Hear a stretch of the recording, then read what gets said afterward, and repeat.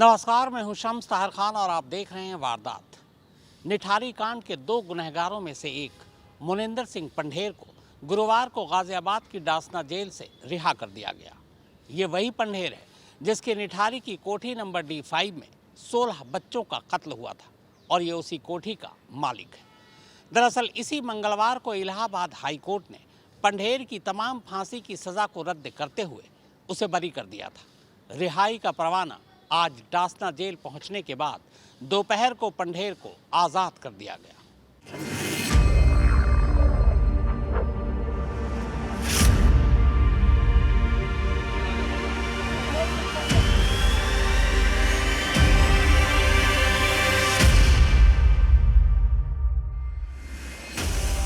रूह कंपा देने वाले निठारी कांड का ऐसा अंत किसी ने नहीं सोचा था,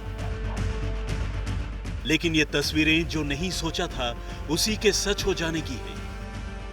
निठारी कांड के दो आरोपियों में से एक यानी D5 कोठी का मालिक मुनिंदर सिंह पंढेर आखिरकार 17 साल बाद जेल से रिहा हो गया।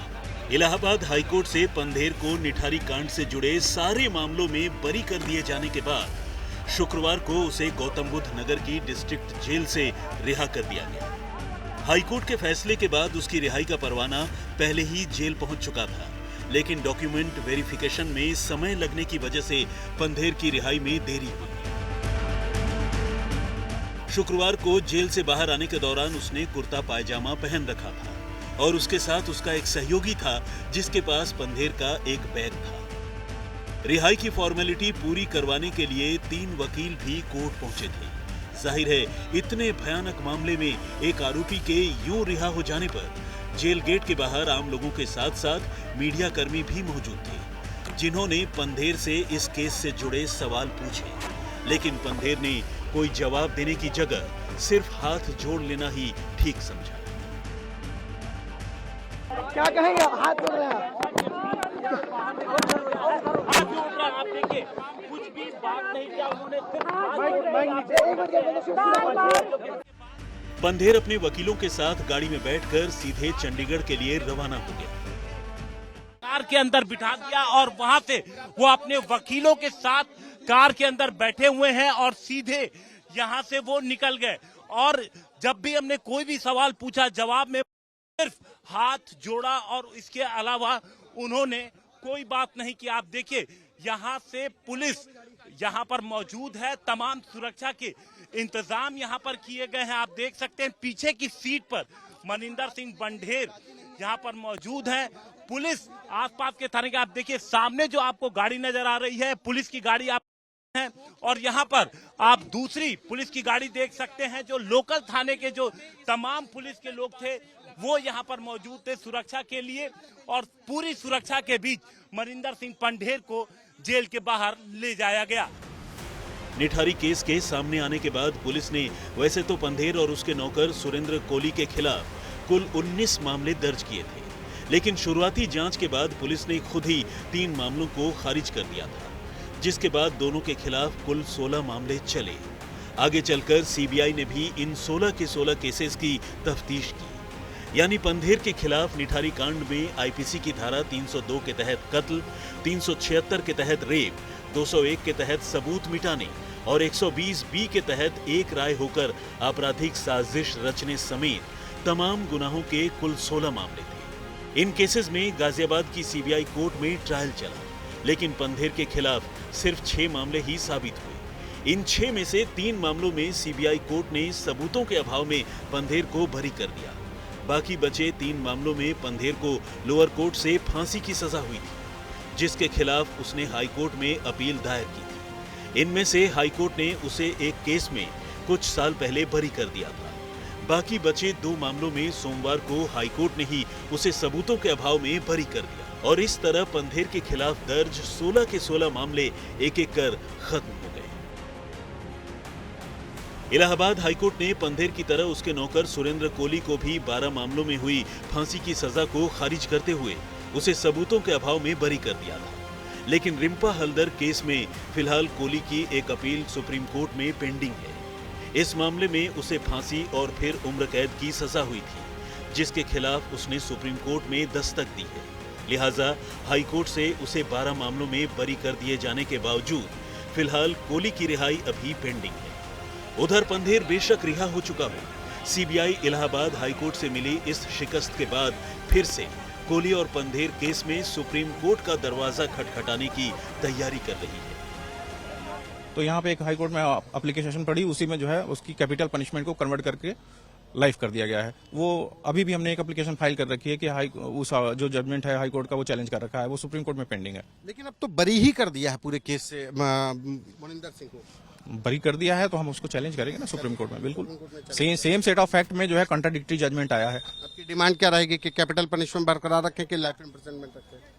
बिल्कुल हमारी तो रहेगी कि कैपिटल पनिशमेंट की हीनियस क्राइम है, वो मानव बोन्स वगैरह जो उसके यहाँ बरामद हुए हैं, छोटे छोटे बच्चियों के हड्डी वगैरह सब बरामद हुए हैं, सब इतना हीनियस क्राइम है इसमें तो। लेकिन सुप्रीम कोर्ट में अपील करने का नतीजा कब तक निकलेगा और क्या निकलेगा, ये फिलहाल कोई नहीं जानता। हाँ, आरुषि मर्डर केस जैसे तमाम मामलों को देखकर ये अंदाजा जरूर लगाया जा सकता है कि सुप्रीम कोर्ट में अपील करने से मामला कितना लंबा खिंच सकता है। आपको याद होगा कि इसी इलाहाबाद हाईकोर्ट ने 12 अक्टूबर 2017 को तलवार दंपति को अपनी बेटी आरुषि के कत्ल के आरोपों से बरी कर दिया था, जिसके बाद सीबीआई सुप्रीम कोर्ट चली गई। लेकिन यह मामला अब भी सुप्रीम कोर्ट में चल ही रहा है और इस पर ठीक कब तक फैसला आएगा ये कोई नहीं जानता। इसी से आप अंदाजा लगा सकते हैं कि अगर सीबीआई निठारी केस में भी सुप्रीम कोर्ट चली जाए तो उसका अंजाम क्या होगा। जिस अपराध में निचली अदालत ने फांसी की सजा सुनाई पंधेर और कोहली को, उसी अपराध में इलाहाबाद हाई कोर्ट ने इन दोनों को बरी कर दिया है। अब इसके बाद बड़ा सवाल ये है कि आखिर इतने मासूमों के साथ ऐसे नरपिशाच जैसा बर्ताव करने वाला आखिर कौन है। दुर्भाग्य है कि इस बारे में देश की न्यायपालिका फिलहाल मौन है। गाजियाबाद की सीबीआई कोर्ट ने मोनिंदर सिंह पंधेर को 6 में से 3 मामलों में फांसी की सजा सुनाई थी, जबकि 3 मामलों में वो पंधेर को पहले ही बरी कर चुकी थी, जबकि सुरेंद्र कोहली को 15 मामलों में फांसी की सजा सुनाई गई थी। लेकिन इलाहाबाद हाईकोर्ट ने दोनों को सभी मामलों में बरी कर दिया। हालांकि इलाहाबाद हाईकोर्ट ने अपने फैसले में निठारी जांच को लेकर सीबीआई पर भी उंगली उठाई है।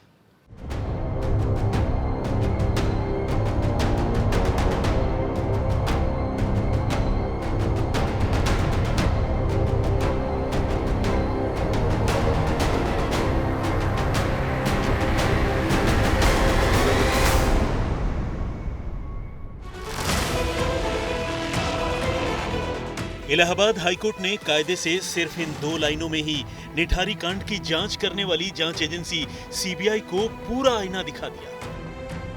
इलाहाबाद हाईकोर्ट के यही वो 2 सदस्यीय बेंच थी जिसने सोमवार को सुरेंद्र कोहली को निचली अदालत से मिली 12 फांसी और मोनिंदर सिंह पंधेर की 2 फांसी की सजा को रद्द करते हुए दोनों को बरी करने का हुक्म दिया। सवाल यह है कि एक अदालत कोहली को 12 केसों में और मोनिंदर सिंह पंधेर को 2 केसों में सजाए मौत देती है और ऊपरी अदालत दोनों को बरी कर देती है। ऐसा क्यों? तो आइए आज आपको बताता हूं कि आखिर इलाहाबाद हाईकोर्ट ने कोहली को और पंधेर को सभी इल्जामों से बरी क्यों कर दिया। आज तक के पास इलाहाबाद हाईकोर्ट के उस फैसले की पूरी कॉपी है जिसमें सिलसिलेवार तरीके से दोनों की रिहाई की वजह बताई गई है। पर फैसले की पूरी कहानी आपके सामने रखूं, उससे पहले आइए आपको बताता हूं कि देश की सबसे बड़ी जांच एजेंसी सीबीआई कैसे करती है जांच। किचन में से आकर के चाकू लेके गया। ये सुरेंद्र कोहली का वो वीडियो है जब वो मजिस्ट्रेट के सामने बैठकर सीआरपीसी 164 के तहत अपना बयान दर्ज करा रहा था, जिसमें वो अपने तमाम गुनाह कबूल करता हुआ दिखाई दिया।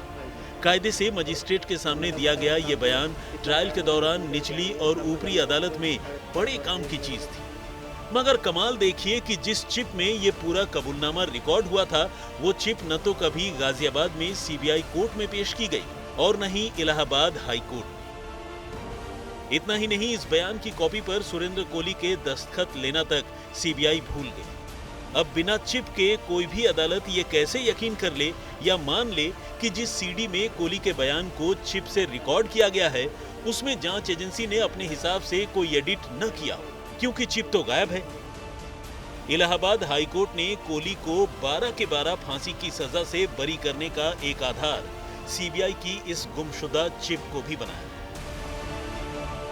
वैसे वाकई कमाल है कि इस केस का जो सबसे बड़ा सबूत अदालत में साबित हो सकता था, उस चिप को पता नहीं सीबीआई कहां रखकर भूल गई। किसी भी केस को उसके अंजाम तक पहुंचाने के लिए जरूरी है कि उसका मकसद साबित किया जा सके। कोली और पंधेर को बरी करने का एक सबसे बड़ा आधार ये मकसद भी बना। इलाहाबाद हाई कोर्ट ने साफ साफ कहा कि सीबीआई आरोपियों के खिलाफ अपनी पूरी जांच में मोटिव को साबित नहीं कर पाई।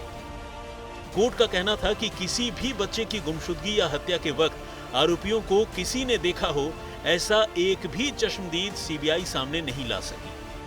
सुरेंद्र कोली की कोई क्रिमिनल हिस्ट्री नहीं थी और वो एक घरेलू नौकर के तौर पर नोएडा में बिना किसी शिकायत के पिछले 6 सालों से रह रहा था। सीबीआई कोली को सिर्फ 2 वजहों से कातिल ठहरा रही थी। पहला, पुलिस कस्टडी में कोली का इकबाल जुर्म, और दूसरा, उसकी निशानदेही पर एक लाश के कुछ टुकड़ों की बरामदगी। इसके अलावा जांच एजेंसी के पास कोली के खिलाफ कुछ नहीं था। जबकि हैरानी की बात यह कि जिस विक्टिम ए की लाश के कुछ टुकड़ों की बरामदगी कोली की निशानदेही पर हुई, उस विक्टिम ए को ढूंढने के लिए उससे पहले किसी ने कोशिश ही नहीं की। कोली और पंधेर की रिहाई की एक और अहम वजह फॉरेंसिक एविडेंस की कमी भी बनी। इलाहाबाद हाई कोर्ट के मुताबिक पहले एफएसएल आगरा और फिर सीबीआई की फॉरेंसिक टीम ने D5 कोठी की तफ्तीश की। आगरा फॉरेंसिक साइंस लेबोरेटरी की टीम को D5 कोठी से कई आइटम मिले, जिनमें पिंक मैट्रेस, येलो बेडशीट और सोफा मैट्रेस। सोफे पर ही किसी अनजान शख्स के सीमेन के दाग भी थे, जो कि जांच में कोली से मैच नहीं कर पाए। पूरी कोठी से सिवाय बाथरूम में वॉश बेसिन पर खून के एक धब्बे के अलावा खून का एक भी बूंद नहीं मिला। न ही मानव शरीर का कोई कटा हुआ अंग या उसके हिस्से मिले। इलाहाबाद हाईकोर्ट ने अपने फैसले में कई जगह पर बार बार एक बात कही, और वो ये कि क्या निठारी कांड एक अय्याश मालिक और आदमखोर नौकर की कहानी का सच है, या फिर निठारी कांड का संबंध मानव अंगों की तस्करी से है। इलाहाबाद हाईकोर्ट ने अपने फैसले में विस्तार से ये मुद्दा उठाया। हाईकोर्ट का कहना था कि निठारी कांड को लेकर शुरू में भी ये कहा गया था कि इसका ताल्लुक मानव अंगों की संगठित तस्करी से हो सकता है। यहाँ तक कि सरकार और महिला एवं बाल विकास मंत्रालय ने भी इस तरफ इशारा किया था, लेकिन इसके बावजूद जांच एजेंसी ने इस पहलू पर मामले की जांच नहीं की। जबकि D5 कोठी के ठीक बराबर वाली कोठी D6 का मालिक किडनी स्कैम के मामले में पहले पकड़ा जा चुका था। जांच एजेंसी ने उससे भी ढंग से पूछताछ नहीं की, न ही उस पहलू से जांच की। इलाहाबाद ने सीबीआई की जांच पर गंभीर सवाल उठाते हुए कहा है कि सीबीआई ये तक साबित नहीं कर पाई कि D5 कोठी के अंदर 16 बच्चों के कत्ल हुए। इलाहाबाद हाई कोर्ट का ये तक कहना था कि जिस कोठी के अंदर 16 बच्चों के कत्ल हुए, वहां से एक भी सबूत न मिले, ऐसा मुमकिन नहीं है। इलाहाबाद हाईकोर्ट के फैसले के मुताबिक शुरुआत से ही इस पूरे केस की जांच बेहद हल्के तरीके से की गई। कोर्ट ने अपने फैसले में कहा है कि कायदे से ये पूरा केस एक अकेले सुरेंद्र कोली के बयान पर ही खड़ा किया गया। इतना ही नहीं, शुरुआत में जांच एजेंसी ने निठारी कांड के लिए कोली और पंधेर दोनों को ही बराबर का गुनहगार ठहराया। शुरुआती पूरी तफ्तीश, यहाँ तक कि कंकाल की बरामदगी में भी कोली और पंधेर ही मुख्य आरोपी थे। लेकिन बाद में नामालूम किन वजहों से पंधेर को किनारे कर सारा ठीकरा कोली पर फोड़ दिया गया। ऐसा कैसे हो सकता है कि शुरुआत में कोली और पंधेर बराबर के गुनहगार हों, लेकिन आगे चलकर सिर्फ कोली ही गुनहगार रह जाए। इलाहाबाद हाईकोर्ट ने अपने फैसले में यह भी कहा है कि जिस तरह से सुरेंद्र कोली को करीब 60 दिनों तक पुलिस रिमांड में रखा गया, उसके बयान लिए गए, वो भी उसे बिना कानूनी सहायता दिए, ये भी गलत था। यहाँ तक कि उसकी मेडिकल जांच तक नहीं हुई। कभी हुई भी तो रिपोर्ट पर किसी डॉक्टर का दस्तखत नहीं था। ऐसे में पुलिस कस्टडी में दिए उसके बयान को ही आधार मानकर पूरा केस खड़ा कर देना सही नहीं था, वो भी इस बात को देखते हुए कि कोली ने कई बार अपने बयान बदले। जांच एजेंसी ये भी साबित नहीं कर पाई कि गुमशुदा बच्चों या बच्चियों के कत्ल D5 कोठी के अंदर ही हुए।